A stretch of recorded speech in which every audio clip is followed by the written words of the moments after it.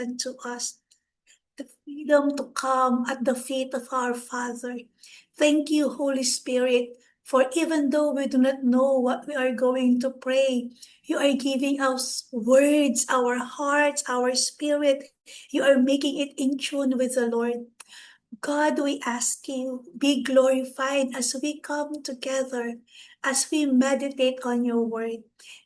Let there be greater ability and sensitivity to hear you fully. Our God, we want to know you more.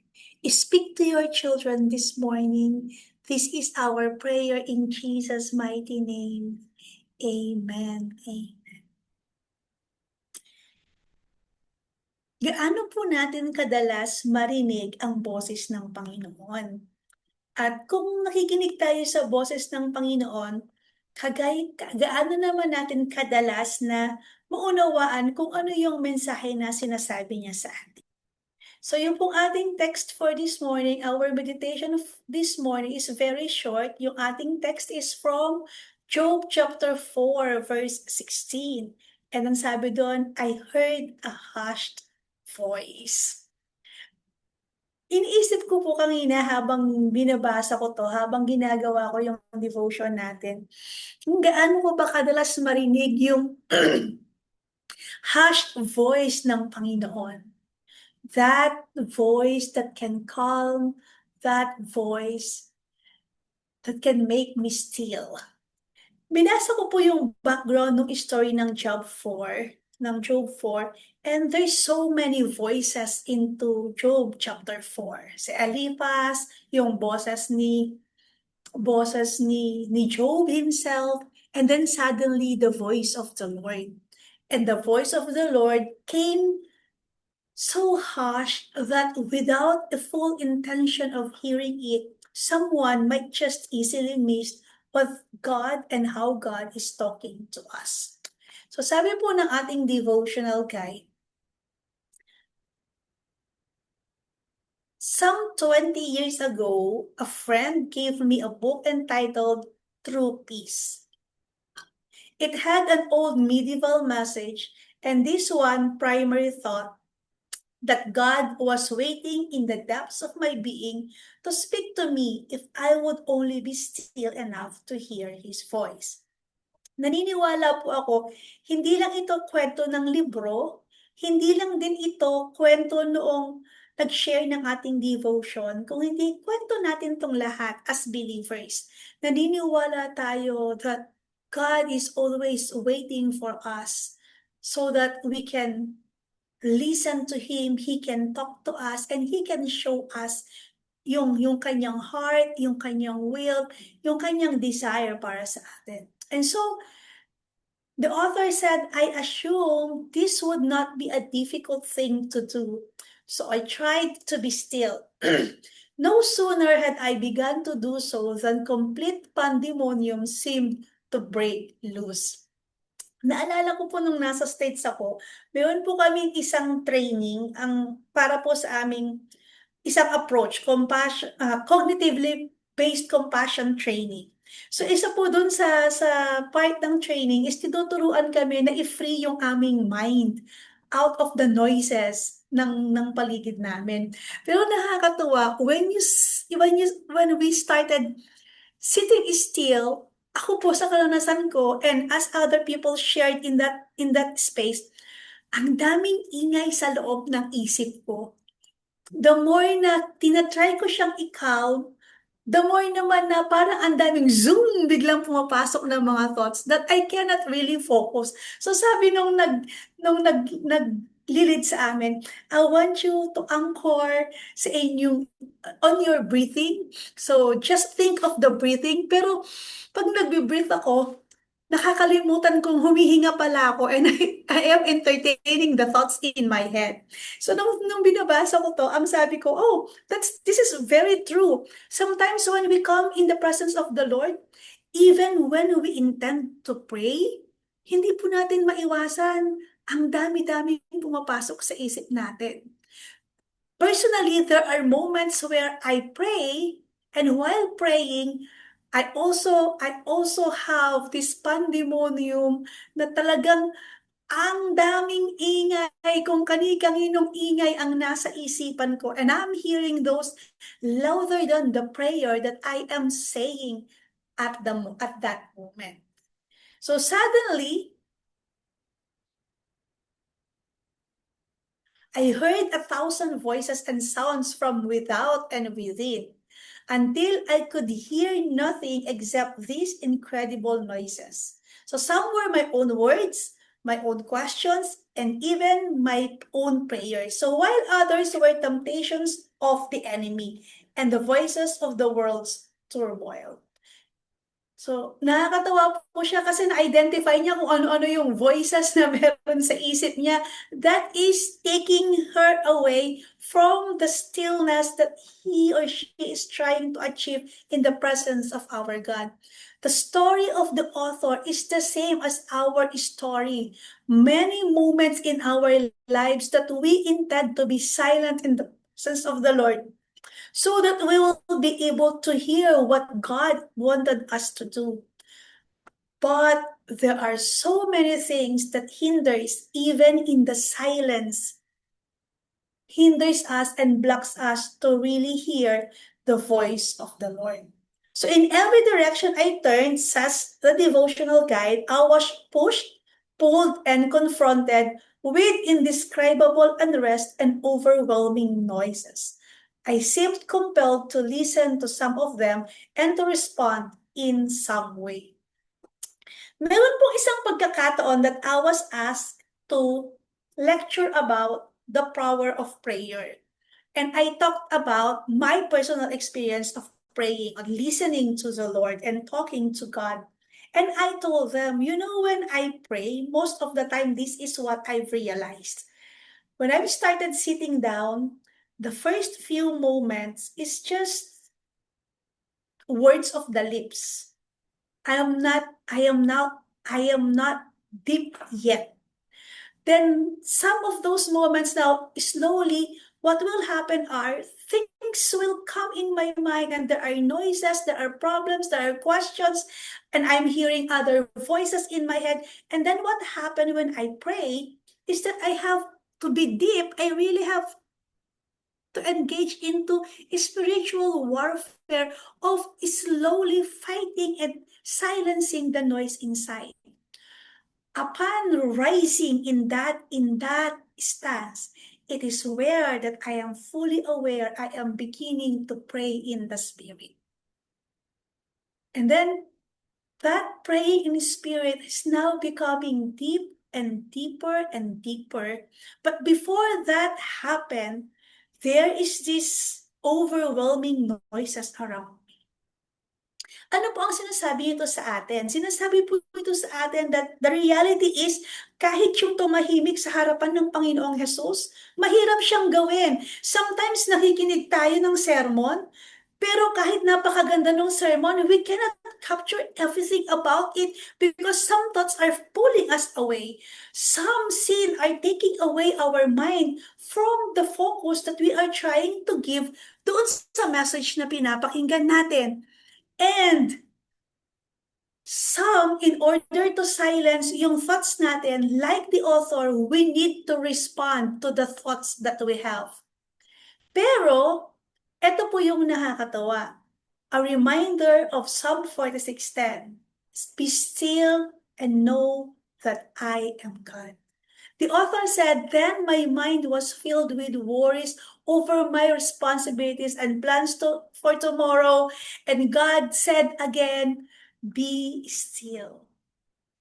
So there is this enormous power that only God can do, that will enable us to be able to be with Him fully. Without God's power, we cannot be still in His presence. With all the effort that we will be doing, we will fall short. We will be lacking. It is because we can, because of God. That even our desire to worship, our desire to pray, our desire to come together, these things are made possible because of God. Because He is with us. And so the author said, with all those noises, I hear the voice of the Lord said, be still and know that I am God. And this morning po, I am inviting all of you in whatever and kung gaano man kalaki yung pile ng work natin, gaano man kabisi yung thoughts natin, let us have space to hear that still small voice telling us God is present. As I listened and slowly learned to obey, I shut my ears to every other sound. Soon I discovered that once the other voices ceased, or once I ceased to hear them, a gentle whisper began to speak in the depths of my being. Yung sa 1 Kings chapter 19 po, verse 12, ito yung story ni Elijah eh. Pagkatapos niyang pumunta dun sa Mount Horeb, tapos dun sa cave. Tapos nung lumabas siya, sabi ng Panginoon, kailangan na niyang lumabas. I will show you. And then paglabas niya, nakita niya yung thunder, nakita siya ng earthquake, nakita siya ng malakas na huni ng hangin. But Elijah said, God is not there. God is not in that loud noises. And then Elijah said, I hear a gentle, thin, small voice. That gentle whisper. With all the noises that we are hearing every day, sometimes what we really need to hear is that gentle whisper that God is providing us, that God is telling us. In the midst of our work, perhaps that gentle whisper is telling you, you can. In the midst of your trouble, that gentle whisper is reminding you, you are not alone. God is there. In the midst of all the challenges and troubles of the day, of the relationship, God is there. And perhaps all that we just need to hear is that gentle whisper telling him, he will never leave us or abandon us. Ako po yung season ko ngayon is very overwhelming. As in, sobrang overwhelming po sa akin. Naka-full-time ako sa seminary. At habang naka-full-time po ako sa seminary, nag-adjust ako ng malaki dun sa work. Kung paano ako mag-work. Akala ko pag nag-full-time ako sa seminary, tuturo lang ako. Pero hindi po, na-assign ako as program head ng Master of Divinity. So I am now overseeing the whole program for the Master of Divinity. Tapos nangangapa ako. Ang hirap ang hirap mag-transition. And tapos kakalipat ng Wesley Divinity School sa Concepcion from Cabanatuan. Wala pa kaming maayos na sistema, wala kaming maayos pang classroom, wala kaming maayos na library, lahat ilalagay in place. Na-overwhelm po ako. At the same time, kasabay nun yung mga personal needs ko. I cannot give up a part-time job that I am doing as a chaplain sa ibang school because I have seen this as God's way of blessing me naman financially. It's sustaining the needs of the family. My daughter just entered a nursing school and with all these things that I'm facing, pag tinatanong ko, Lord, minsan hindi ko po matuloy yung sasabihin ko, puro Lord na lang. Lord. Nung minsan, sumakay ako ng sasakyan, pagsakay ko ng sasakyan, umiiyak ako. Sabi ko, bakit ako umiiyak? Malungkot ba ako? Hindi ako malungkot. Pero nararamdaman ko, pagod na pagod yung katawan ko. Then the voice of the Lord was there, telling me, assuring me that I am at the right track, that He is pleased. And that voice, that gentle whisper, provided me a stillness that the world cannot provide. Hindi pa rin nagbago yung environment ko. But that's how powerful that gentle whisper from the Lord. If we will only take time to listen to that voice, we will discover that there is so much encouragement and motivation and love and strength that we can find from the voice of the Lord. And so the author said, it spoke to me with an inexpressible tenderness, power, and comfort. This gentle whisper became for me the voice of prayer, wisdom, and service.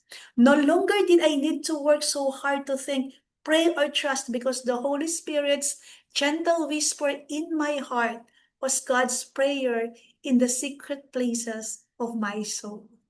How wonderful that is.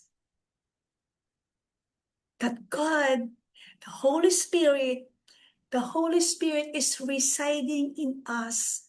And the Holy Spirit never stops interceding like Jesus for us. All we need to do is sometimes pay attention. It was His answer to all my questions and His life and strength for my soul and body. His voice became the essence of all knowledge, prayer, and blessings, for it was the living God Himself as my life and my all. This is precisely how our spirit drinks in the life of our risen Lord.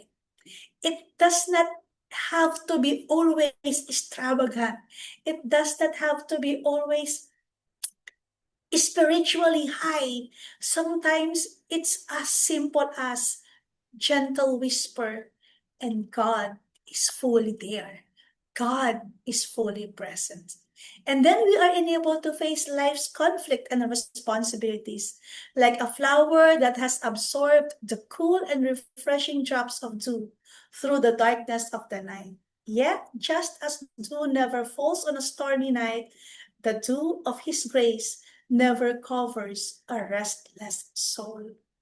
The invitation, let us all come in stillness in the presence of the Lord. In Jeremiah 33:3, it is written, call to me and I will answer you. And I will tell you great and unsearchable things you do not know. Perhaps at this moment or today, all we really need is just that single gentle whisper, and everything will be fine. As we end our devotion this morning, I am inviting you to sing this song again with me.